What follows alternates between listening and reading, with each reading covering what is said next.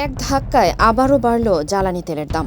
শনিবার বিদ্যুৎ, জ্বালানি ও খনিজ সম্পদ মন্ত্রণালয়ের এক বিজ্ঞপ্তিতে নতুন এই মূল্য তালিকা জানানো হয়েছে।